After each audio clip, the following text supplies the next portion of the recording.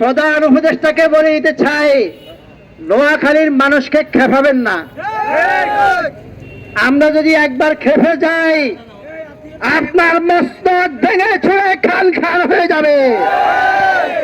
আমরা যদি সেই হাজারীবাগের জুতার কারখানার যে মালিক সমিতি রয়েছে, 80% লোক নোয়াখালীর, সেই নোয়াখালী হাজারীবাগের নোয়াখালীর লোকগুলো যদি কারখানা বন্ধ করে অবরোধ ঘোষণা করে, খালি পায়ে রাস্তায় হাঁটতে হবে, জুতায় পা দিয়ে রাস্তায় হাঁটতে পারবেন না। নোয়াখালীর মালিক সমিতিগুলো যদি মেল ফ্যাক্টরি গুলা কারখানাগুলা বন্ধ করে দেয়, উলঙ্গ হয়ে অফিসে যেতে হবে, সংসদে উলঙ্গ হয়ে যেতে হবে। আমি কুমিল্লাবাসীকে বলে দিতে চাই, আপনারা আমাদের বন্ধু, পাশের জেলা, আপনাদেরকে আমরা আপন ভাই হিসাবে জানি। কুমিল্লাতে আমরা আপনাদের ওখানে নেমে চা নাস্তা খেয়ে আপনাদেরকে বড়লোক বানিয়েছি।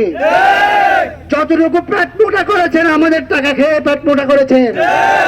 যদি নোয়াখালীর পাশের দিকে আঙ্গুল তুলে থাকেন, সে আঙুল ব্যাগে গড়িয়ে দেওয়া হবে।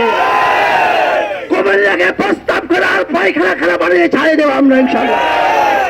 আজকের এই সমাবেশ থেকে নোয়াখালীর প্রত্যেকটা মাটি ও মানুষের কাছে আমার একটাই অনুরোধ, নোয়াখালী বিভাগের আন্দোলনে রাজপথে যতক্ষণ পর্যন্ত বিভাগ বাস্তবায়ন না হবে, নিজের বুকে তাজা রক্ত দিয়ে আন্দোলনে ঝাঁপিয়ে পড়বে ইনশাআল্লাহ। ওমা তৌফিক ইল্লা বিল্লাহ। আগামী দিনের নোয়াখালীর সকল আন্দোলনে হেফাজতের পক্ষ থেকে পূর্ণ সমর্থন জানিয়ে আমি আমার বক্তব্য শেষ করছি। ওমা তৌফিক ইল্লা বিল্লাহ।